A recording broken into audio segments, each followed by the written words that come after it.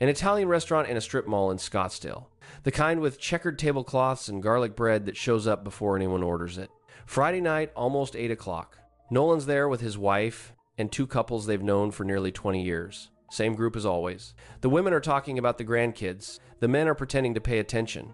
And then, between bites, Craig, the one who retired 2 years before, Nolan says something he probably shouldn't have.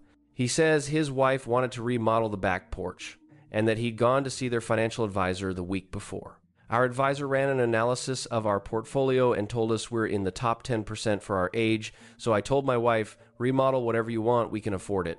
Just like that. No weight to it, like he was talking about changing an air filter. The table laughed. Nolan laughed too, but his laugh landed half a second late. Nobody noticed, except maybe his wife, who's known that half second for 42 years. Dinner ended the usual way. Hugs in the parking lot. Let's do this again soon. The usual. Nolan drove home in silence. Parked. Came in through the garage door. Didn't take his shoes off. Didn't turn on the living room light. Went straight to the kitchen table. Opened his laptop and typed something he'd never typed before. Net worth by age. The first thing that came up was a calculator. He entered his age 67 and his net worth, and the screen showed him a number. The national median for Americans aged 65 to 74 is $409,900. Federal Reserve data. Half the people his age have more, half have less. And Nolan? He was above it. Not by a lot, but above it. But not in the top 10%, not like Craig.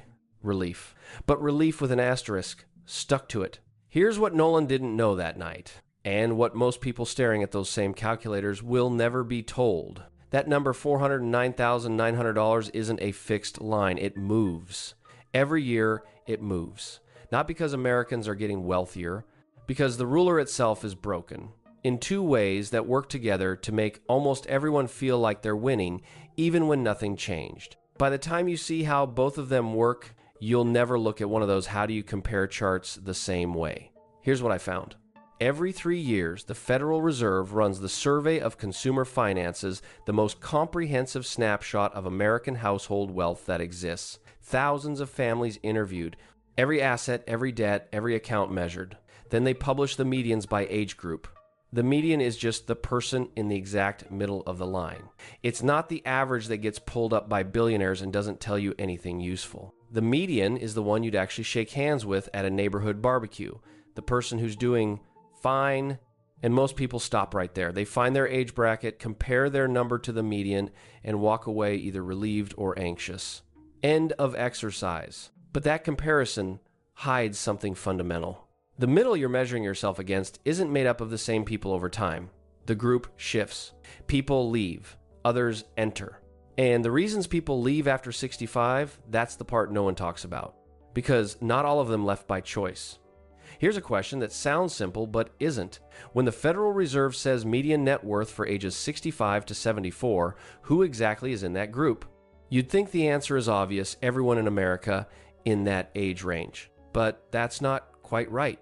And the distance between everyone and who's actually counted is where this whole thing starts to unravel. Meet Denise. She's 71, lives outside Toledo in a small ranch house she and her husband bought in 1994. Retired at 63 after 28 years in hospital administration.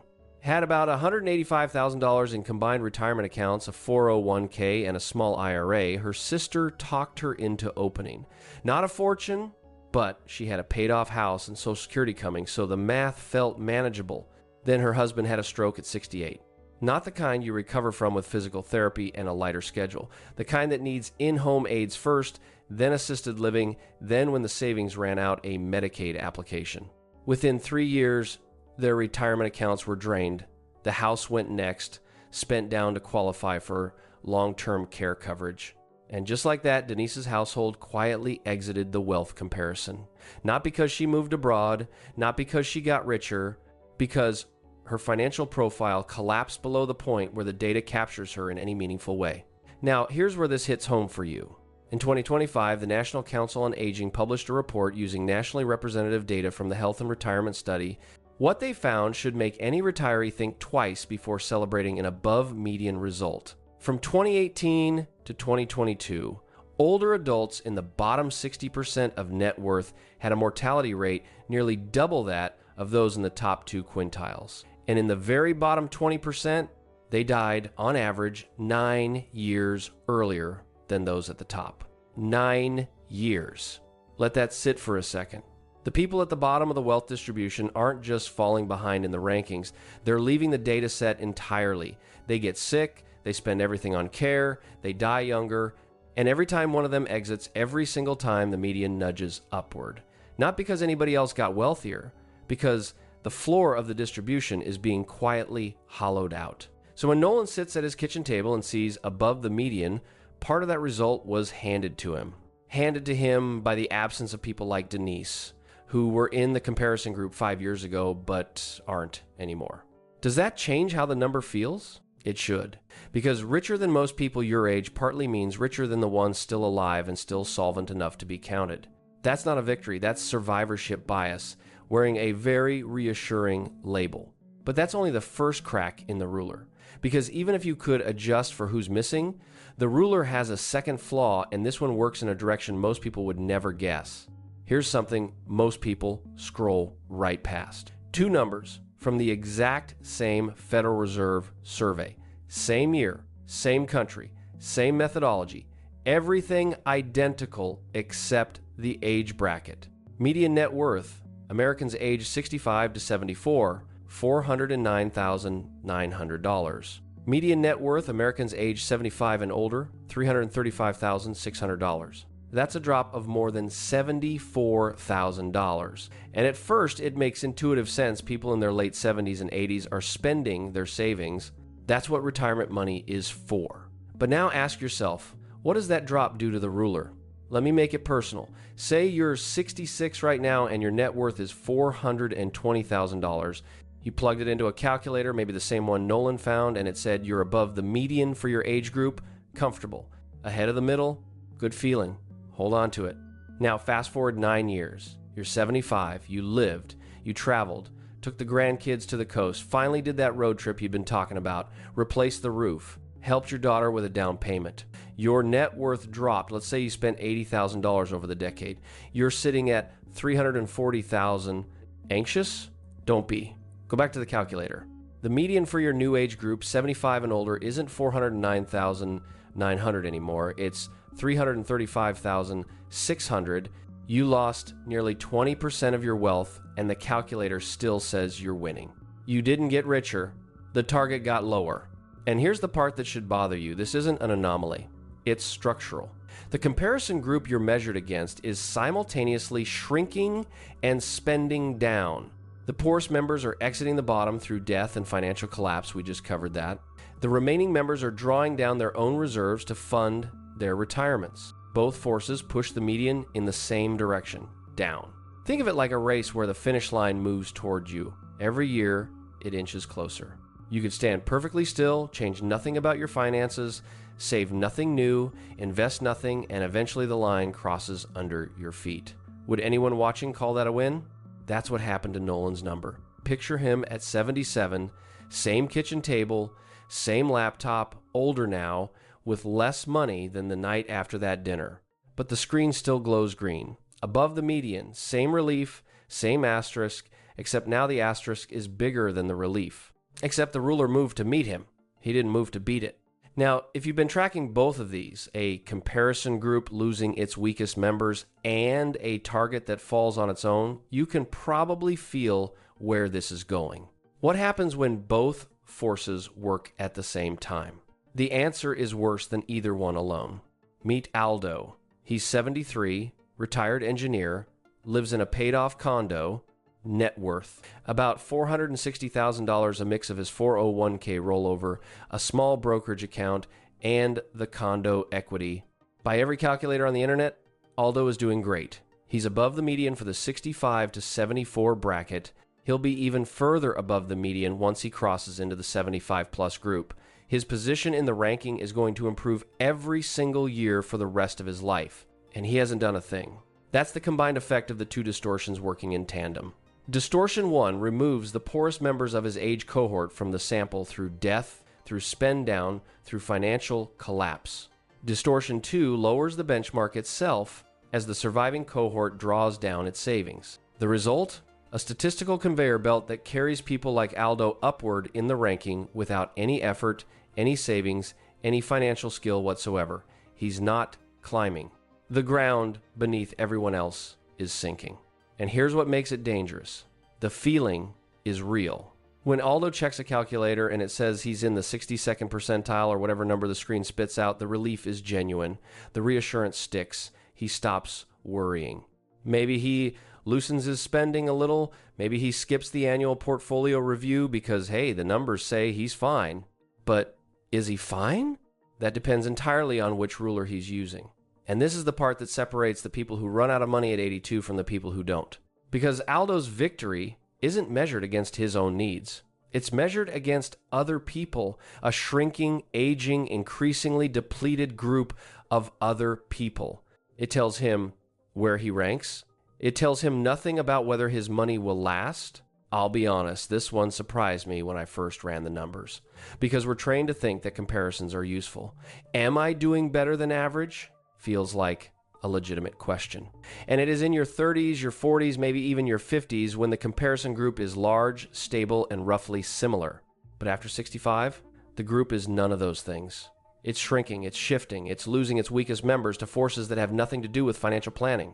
And the benchmark it produces is a number that goes down, which means beating it gets easier and more meaningless every year. Aldo is winning a game that's rigged to let him win.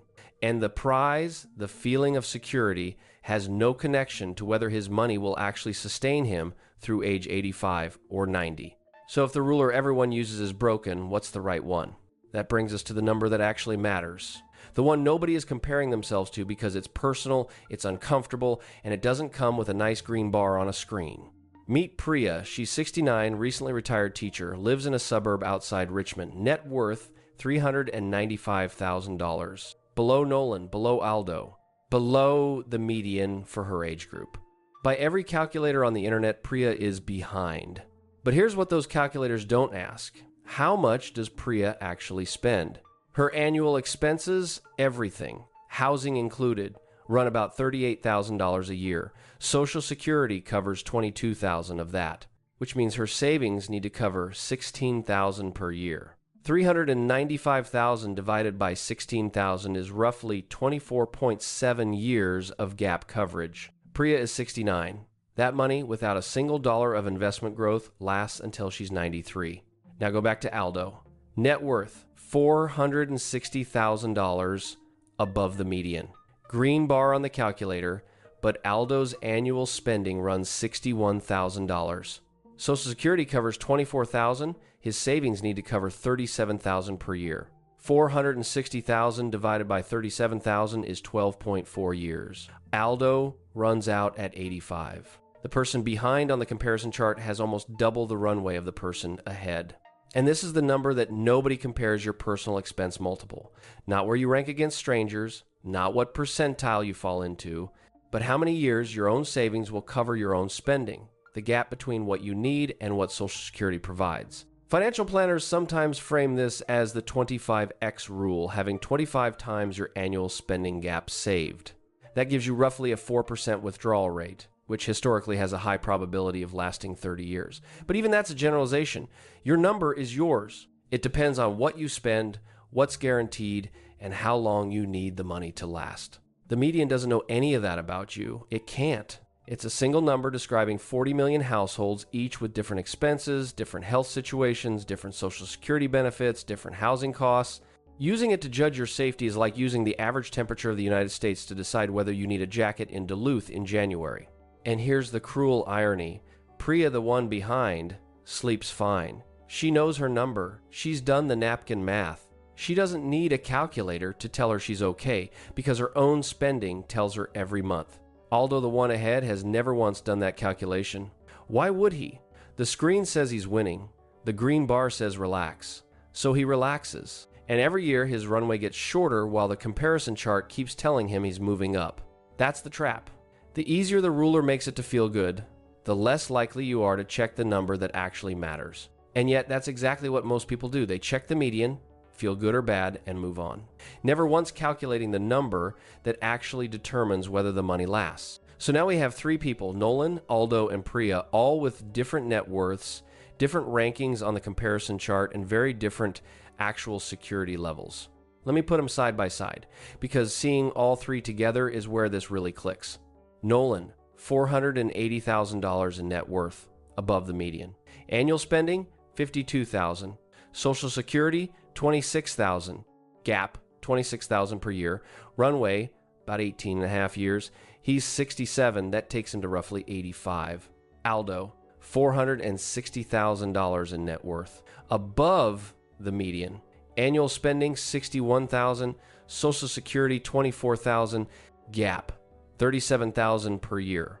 Runway, about 12.4 years. He's 73. That takes him to about 85, but with zero margin for anything unexpected.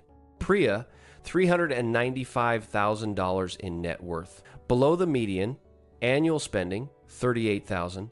Social Security, $22,000. Gap, $16,000 per year. Runway, about 24.7 years. She's 69. That takes her past 93. Three retirees. Two of them are winning, according to the comparison charts. One of them is losing.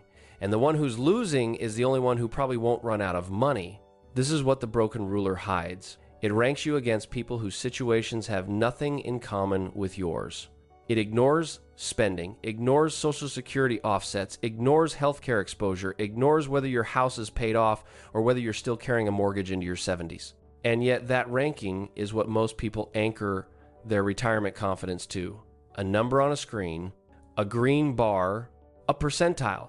You're in the 58th percentile. Feels precise, feels scientific, feels like someone who knows something just told you you're okay. But percentiles don't pay bills. Expense multiples do. Now, here's the part that brings this full circle back to Nolan at that kitchen table. Remember the dinner? Craig saying his advisor told him he was in the top 10%?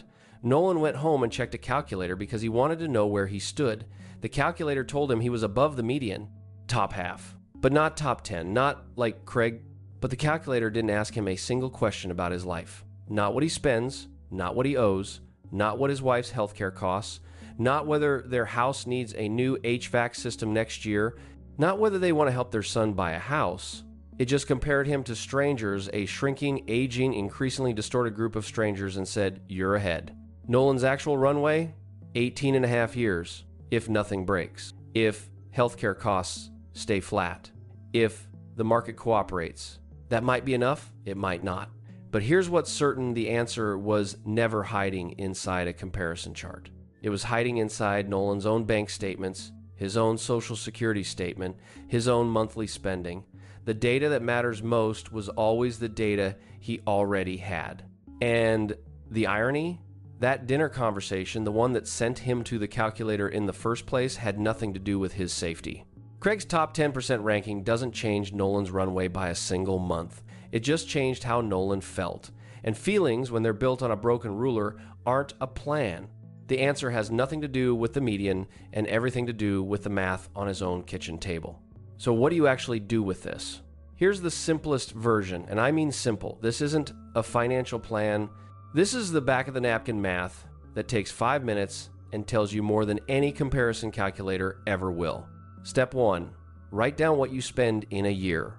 Not what you think you spend, what you actually spend. Pull your bank statements, your credit card totals.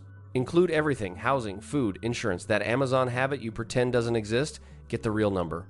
Step 2, subtract your guaranteed income, Social Security, any pension, annuity payments, whatever shows up monthly, no matter what the market does. The difference is your annual gap. Step 3, divide your total savings by that gap. That's your runway in years. That's it. That's the number. No app required, no percentile chart, no comparison to strangers in a database you've never seen, just your money, your life, your math. And here's something most people discover when they actually do this. The number is either more reassuring or more alarming than the comparison chart ever was. There's no middle ground, because this number can't lie to you. It doesn't adjust itself based on who died this year or who spent down their savings. It just sits there honest, uncomfortable, yours If your runway is 25 years or more, you're in strong shape by almost any historical measure. If it's between 20 and 25, you're okay, but you need to watch your spending and revisit this every year. If it's under 20, you've got work to do, whether that means cutting expenses, delaying Social Security to grow that guaranteed income, finding part-time work, or some combination. And no comparison chart in the world changes that math, no matter how green the bar looks. And here's the thing, nobody tells you. This number is more stable than the median. The median changes every 3 years when the Fed publishes new data. It shifts with housing prices, stock market swings, who's still alive, your expense multiple. It changes only when you change something, your spending, your income, your savings. That's a ruler you control. One that can't be moved by someone else's death or someone else's spending habits. One that reflects your life, not a statistical average of 40 million lives that look nothing like yours. Is it less satisfying than seeing top 40% on a screen? Honestly, yes. There's no green bar, no percentile, no dopamine hit of beating the average. It's just a number 22 years, 18 years, 14 years staring back at you, but it's the only number that will tell you the truth. And at 67 or 73 or 69, truth is worth more than comfort. Now, I need to be straight with you. This isn't one size fits all. If you've already done this math, if you've sat down with a fee-only planner and built a withdrawal plan based on your actual expenses, your actual healthcare projections, your actual Social Security timing strategy, then the comparison charts were never going to fool you anyway. This video isn't for you. You're already ahead of the game. But if your retirement confidence is built primarily on where you rank, on a percentile, on a median, on the feeling that you're doing better than most people your age, then what we just covered changes the entire equation. Because that ranking is sitting on a ruler that's cracking underneath it, and the higher you feel, the harder it lands when the math finally catches up. If you're in the second group, if that calculator result was doing more of the heavy lifting for your peace of mind than you'd like to admit, this is the moment to run your own number. 5 minutes, a napkin, and the truth. Here's what all of this comes down to. We've been trained to measure our financial security by looking sideways at other people. How much do they have? Am I ahead? Am I behind? And there's an entire industry built to feed that instinct. Calculators, charts, articles, videos, all designed to answer one question: where do you rank? But ranking is a game, and after 65, the game is rigged. The weakest players leave the field, the target drops on its own, and the scoreboard keeps telling you you're winning, not because you are, but because the definition of winning keeps getting easier. Real security isn't a ranking. It's a ratio. Your savings divided by your gap. Your money measured against your life, not against strangers whose lives you'll never know. Nolan went home that night looking for reassurance. He found it, but it was the wrong kind, the kind that feels solid until you lean on it. The right kind doesn't come from a calculator. It comes from a napkin, an honest look at your spending, and a number that belongs to you and nobody else. Stop measuring yourself against a ruler that was never built for you. Build your own. If this shifted how you think about those net worth by age charts, hit the like button. It helps more people find this. And I've got a real question for you. Drop it in the comments. Have you ever calculated your own expense multiple, your actual runway in years? Or has your retirement confidence mostly been built on where you rank compared to other people your age? I want to hear the honest answer. I'll see you in the next one.